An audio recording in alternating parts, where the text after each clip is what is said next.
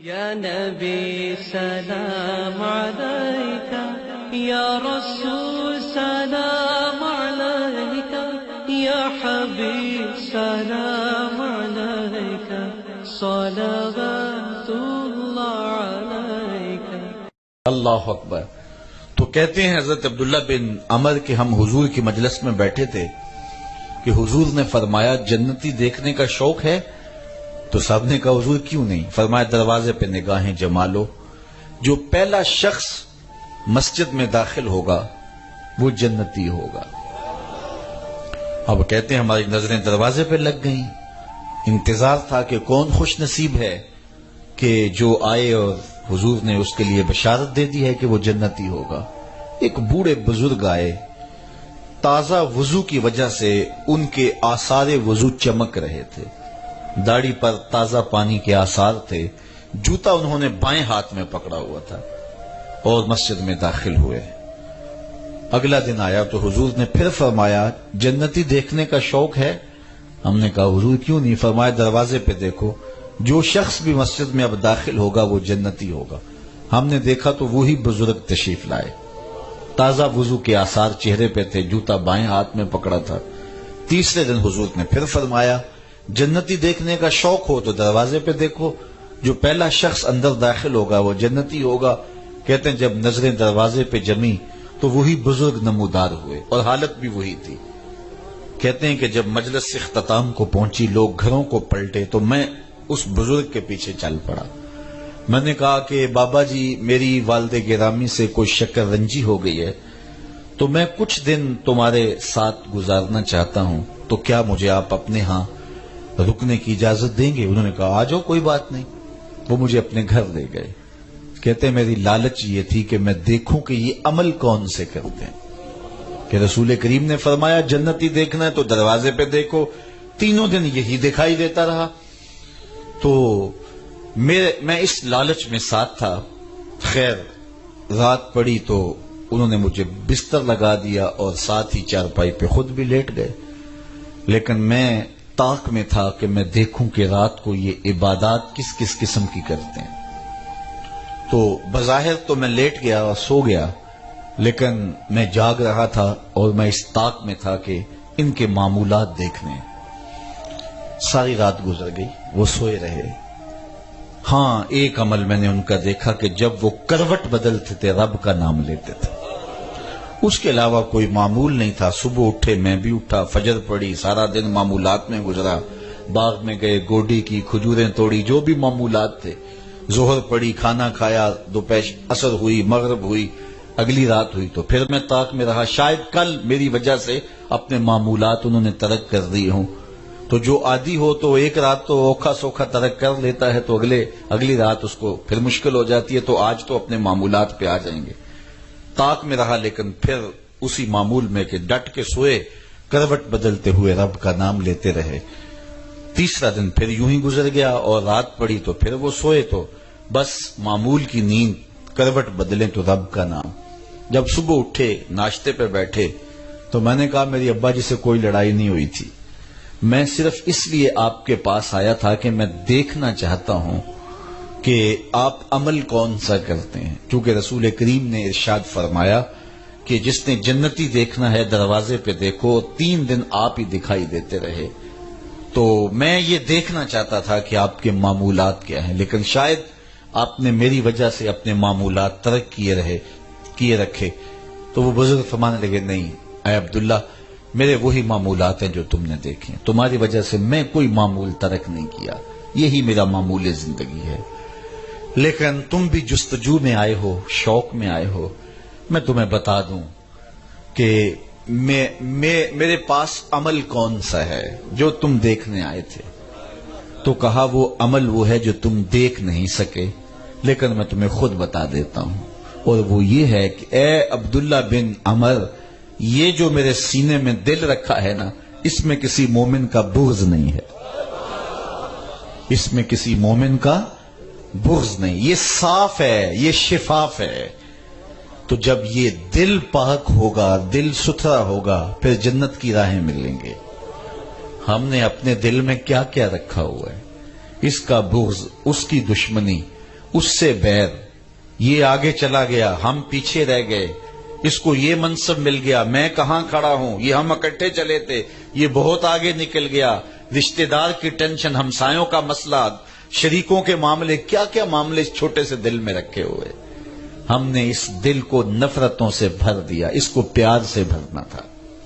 کس کو پتھر مارے ناصر کون پرایا ہے، دل کے شیش محل میں ایک ایک چہرہ اپنا لگتا ہے۔ وہ کسی نے کہا تھا کہ پتہ نہیں لوگ نفرتوں کے لیے وقت کہاں سے لے آتے ہیں، ہمارے پاس تو محبتوں کے لیے وقت نہیں ہے۔ تو اس دل کو تو محبتوں سے بھرنا تھا، اس دل کو تو شفاف رکھنا تھا، اس دل کو تو مزکا و مشفع رکھنا تھا، لیکن اس دل کو ہم نے نفرتوں سے بھر لیا اور خود تنگ ہو گئے۔ ہماری اپنی زندگی اذیتوں میں مبتلا ہے، تکلیفوں میں مبتلا ہے، ہم لوگوں کے لیے زحمت بنے ہوئے ہیں، جبکہ ہمارا وجود اللہ کی مخلوق کے لیے رحمت بننا چاہیے تھا۔ ہم حضور علیہ السلام نے مسلمان کی تعریف فرمائی ہے نا، المسلم من سلم المسلمون من لسانہ و یدہ۔ مسلمان کون ہے؟ جس کی نمازیں بڑی لمبی ہیں، جس کے سجدے بڑے طویل ہیں، جو ہے وہ لمبے لمبے چلے اور وظیفے کرتا ہے۔ نہیں، حضور نے مسلمان کی سادہ سی تعریف کی ہے۔ مسلمان وہ ہے جس کے ہاتھ سے اور جس کی زبان سے دوسرا مسلمان محفوظ رہے، یہ مسلمان کی تعریف کی ہے۔ اس کا ہاتھ کسی پہ ظلم نہ کرے، اس کی زبان کسی کے خلاف نہ کھڑی ہو، زبان سے کسی کی غیبت نہ کرے، زبان سے جھوٹ نہ بولے، زبان سے سب و شتم نہ کرے، زبان کے تیر نہ برسائے۔ کہتے ہیں جراحات تسنان لہو تیامن ولا یلتام ما جرح اللسان، جو نیزوں کے زخم ہیں وہ ایک دن بھر جاتے ہیں، لیکن جو زبان کے لگے ہوئے زخم ہیں وہ کبھی نہیں بھرتے۔ تو اپنی زبان کو رحمت بنائیں، کسی کے لیے اذیت نہ بنائیں۔ چلتے چلتے بات کر دی اور اس کو اذیت میں مبتلا کر دیا اور تمہاری معمول کی کارروائی تھی۔ اس زبان کو قابو میں رکھو، اس زبان کو کنٹرول میں رکھو۔ میرے حضور نے فرمایا جو تمہارے دو جبڑوں کے درمیان ہے اور جو دو ٹانگوں کے درمیان ہے، یعنی تمہاری پارسائی کی جگہ، تم ان دو چیزوں کی مجھے ضمانت دے دو، میں محمد تمہیں جنت کی ضمانت دے دیتا ہوں۔ تو اس زبان کو قابو میں رکھنا ہے، اس سے کسی کو اذیت نہیں دینی۔ مسلمان لعان نہیں ہوتا، مسلمان گالیاں دینے والا نہیں ہوتا، مسلمان کسی کی عزت اور آبرو نہیں اچھالتا، پگڑیاں نہیں اچھالتا، کسی کا نقصان نہیں چاہتا۔ المسلم من سلم المسلمون من لسانہ و یدہ، مسلمان وہ ہوتا ہے کہ جس کی زبان سے اور جس کے ہاتھ سے کسی دوسرے مسلمان بھائی کو تکلیف نہ پہنچے۔ وہ ایک رحمت کا وجود ہوتا ہے، وہ ایک پیکر خیر ہوتا ہے، اس کا وجود اللہ تعالی جل شانہ کا انعام ہوتا ہے۔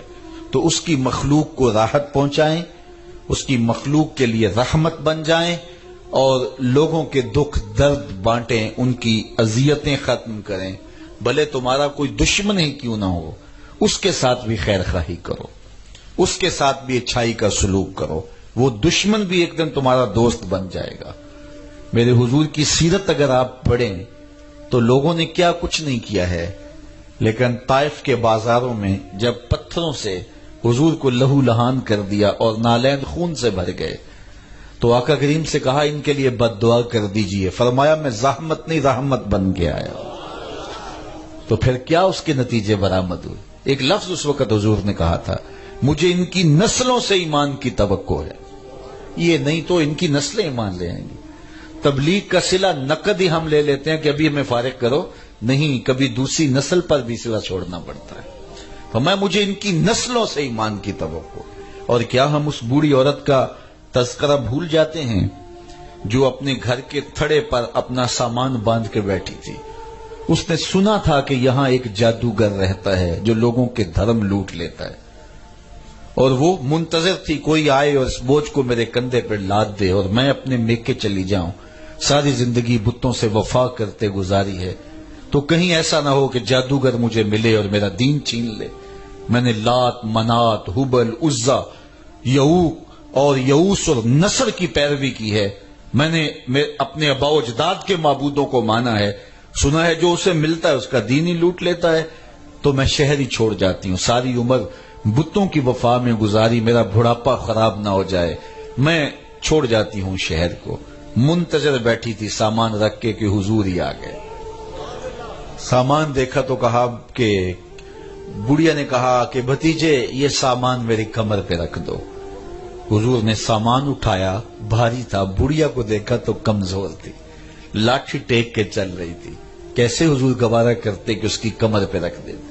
کہا بڑھیا اگر کہو تو یہ سامان جہاں چاہتی ہو میں خود ہی نہ پہنچا ہوں. کہا کہ یہ تو کمال مہربانی ہوگی. حضور سامان اٹھا لیا اور بڑھیا کے ساتھ چل رہے ہیں, اور وہ راستے میں میٹھی میٹھی باتیں کر رہی ہے کہ بیٹے میں کبھی بھی یہ شہر نہ چھوڑتی. ام القریٰ ہے, شہروں کی ماں ہے, یہ کیا خوبصورت شہر ہے, لیکن مجھے پتا چلا یہاں ایک جادوگر ہے جو لوگوں کے دھرم لوٹ لیتا ہے. میں نے کہا کہ ساری زندگی بتوں سے وفا کرتے گزاری ہے, کہیں ایسا نہ ہو کہ مجھے بھی ملے اور میرا دین لوٹ لے. میں شہر چھوڑ کے جا رہی ہوں. اور اس طرح باتیں کرتی جا رہی ہے اور حضور سن رہے ہیں, کوئی بات نہیں کہی کہ یہ پڑا تیرا سامان. حضور چلتے گئے. جب منزل پہ پہنچی حضور نے سامان سپرد کیا اور الوداع کہہ کے واپس پلٹنے لگے تو بڑھیا نے کہا بچے اپنا نام تو بتا جا. میں جب اپنے میکے گاؤں بتاؤں گی کہ میں مکے کو چھوڑ کے آئی ہوں, وہاں جادوگر آیا ہے جو دھرم لوٹتا ہے لوگوں کے, تو لوگ مکے کے بارے میں جذبات اچھے نہیں رکھیں گے. تو ہو سکتا ہے کہ وہ اہل مکہ کو گالیاں دینے لگ جائیں. تو میں انہیں یہ بھی بتاؤں گی اگر جادوگر وہاں آیا ہے تو ایسے سالے جوان بھی وہیں رہتے ہیں جو بوڑھوں کی مدد کرتے ہیں, دکھیوں کے کام آتے ہیں. تو میں تیرا نام بتا بتا کے ان کو کہوں گی اور تجھے دعائیں دیا کروں گی. تو حضور مسکرا کے کہا بڑھیا پھر جس جادوگر سے تو بھاگتی آئی ہے میں وہی تیرے سامنے کھڑا ہوں. میرا نام ہی محمد ہے صلی اللہ. درود پڑھنے کو جی نہیں چاہتا, پڑھو صلی اللہ علیہ وسلم. کہا میرا نام ہی محمد ہے صلی اللہ علیہ وسلم. اس نے کہا سچ سے؟ کہا ہاں میرا نام ہی محمد ہے صلی اللہ علیہ وسلم. اس نے کہا اچھا پھر آپ کا جادو میرے پہ چل گیا ہے, تیری تک کے ادامہ میں مرید ہو گئے. تو یہ تھا کردار. آپ کے کردار کی چمک اتنی ہونی چاہیے کہ لوگ آپ کے قریب آئیں. ہم نے ساری زندگی لوگوں کو دور پھینکنے کا کام کیا, رشتہ داروں کو دور پھینکا, ہمسایوں کو دور پھینکا, دوستوں کو دور پھینکا. ذرا لوگوں کو قریب بھی کرو, پیار سے نیڑے بھی کرو, محبت سے باہوں میں سمیٹو بھی. ایک اچھے معاشرے کی تشکیل کے لیے مددگار بن جاؤ. چھوٹا سا گاؤں ہے, چھوٹا سا شہر ہے, چھوٹا سا محلہ ہے, بستی ہے, برادری ہے, ایک دوسرے کے قریب کرنے کی کوشش کرو. لوگوں کو آپس میں الجھاؤ میں مبتلا نہ کرو, لڑائی نہ کرواؤ. فرمایا سب سے بدترین شخص وہ ہے کہ جو میاں اور بیوی کو آپس میں الجھا دے.